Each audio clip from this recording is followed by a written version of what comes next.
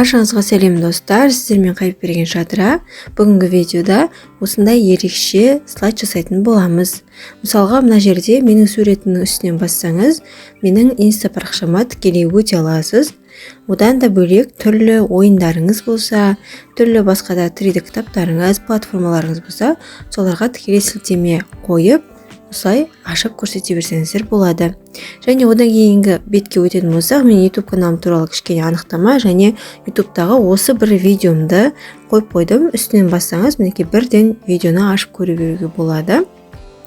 Одан кейінгі беттерде де осындай кішкене анықтама, тағы осындай значоктар қоюға болады деген сияқты түрлі өзіңіз қалаған суретті, жазуларды және де видеоны қоюға болады. Түрлі жаңағыдай сайттарға сілтеме жасауыңызға болады. Егер де осындай слайд жасап үйренгіңіз келсе, онда видеоны соңына дейін көріңіз және де лайк басып каналыма тіркелуді ұмытпаңыздар. Жұмысымызды бастау үшін бізге Prezi деп аталатын сайт қажет болады. Бұл сайтқа әдеттегідей өзіміздің Google аккаунтымыз арқылы тіркеліп аламыз. Одан кейін бізге осындай экран ашылады. Сол кезде мұнда өзіңіздің бұрын соңды жасаған жұмыстарыңыздың барлығы шығып тұрады. Ал жаңадан жасағыңыз келсе, создать новые презентации дегенге барасыз. Негізінен инфографика және де видео құрастыруға болады.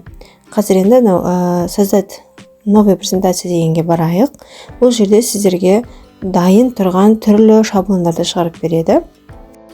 Әр шаблонның астында IE template деген жазу тұр. Яғни бұл жасанды интеллект арқылы құралған шаблондар. Сіз өзіңіз жаңадан Your Presentation Title дегенге барып, өзіңіз жаңадан құрасаңыз болады, немесе астына қарай түсе берсеңіздер, шаблондар өте көп. Осының кез келген біреуін таңдап, жұмысыңызды әрмен қарай жалғастыра берсеңіз болады. Біз уақытты көп созбай, осының ішінен кез келген біреуін таңдайық.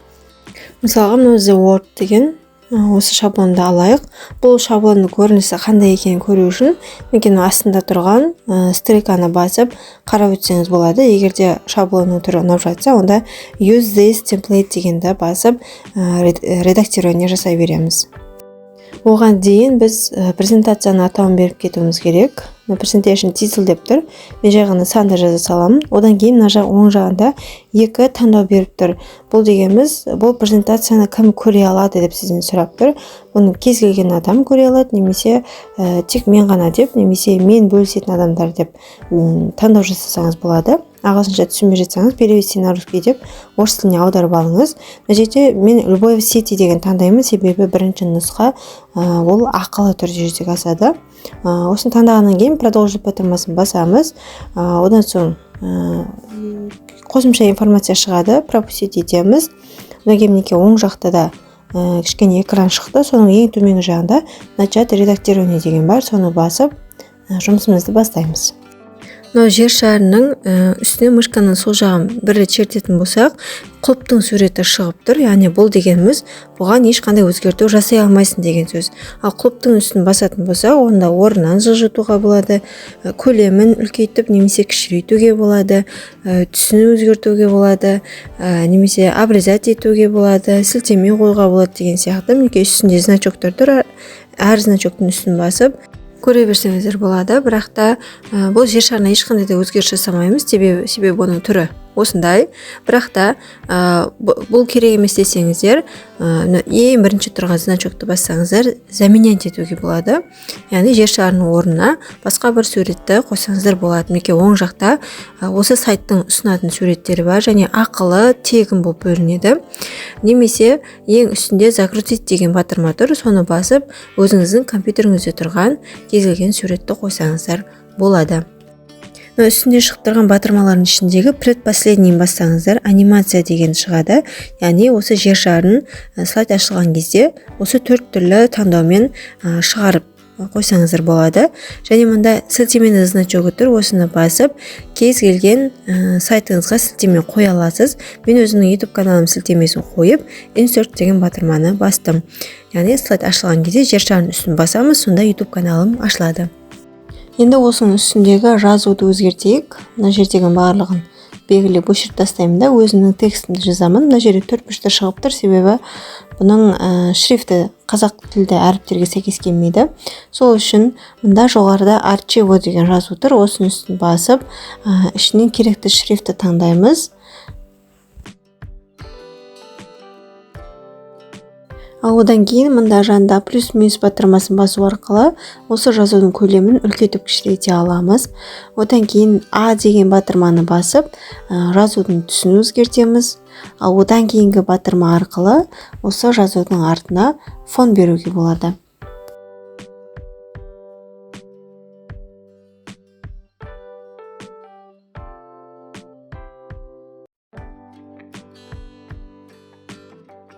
Ал одан кейін сілтеменің батырмасы арқылы осы жазуға да сілтеме қоюға болады. Одан кейін орналасуын өзгертуге болады. Және предпоследний батырма арқылы анимация қоямыз, және ең соңғы батырма арқылы құлыптап қоямыз. Яғни бұдан басқа өзгерістер жасай алмаймыз. Енді келесі астында тұрған слайдқа өтеміз. Мінекей сол жақ шетте көрініп тұр. Екінші слайдқа өтіп, дәл жаңағыдай мына жазудың орнына өзіміздің текстті жазып шығамыз. Мінекей текст жазып қойдым. Мені жоғарыда СМИ деген жазу тұр. Осы жерден изображение деген таңдаймын. Одан соң оң жақта загрузить деген батырма шығады. Осы жерден компьютерде тұрған кез келген суретті немесе осында осы сайттың өзі ұсынып тұрған суретті таңдап қоюға болады. Және одан бөлек видео жүктеуге болады, гифка, иконкалар қоюға болады, аудиодорожка қоюға болады, PDF документ, диаграмма қоюға болады. Көптеген мүмкіндіктер бар. Мен суретті қойдым, көлемін үлкейтіп кішірейтуге болады. Жанындағы 4 нүктені басып, және де бағана планетаға көрсеткен секілді сілтеме қоюға болады. YouTube каналыма сілтеме қойдым, вставлять дегенді басамын.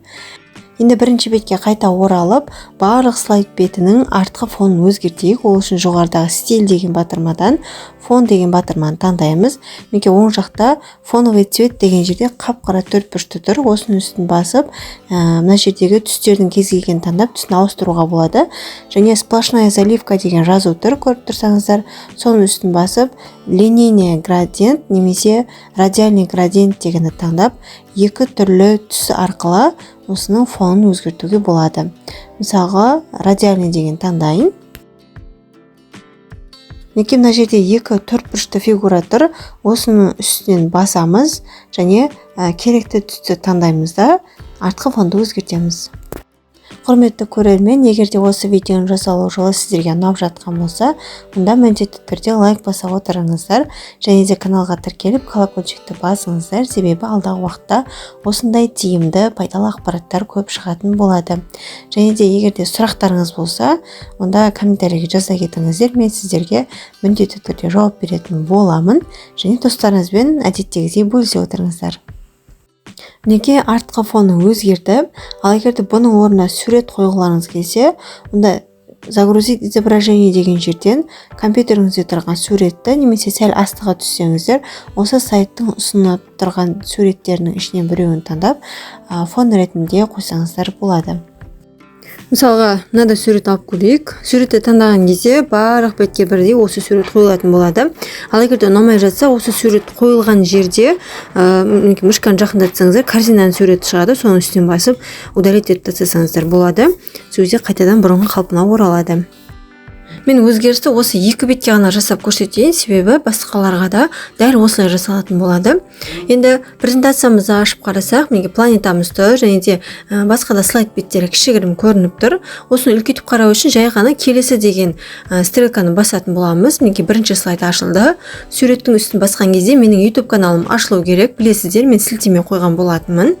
Менің YouTube каналым ашылды.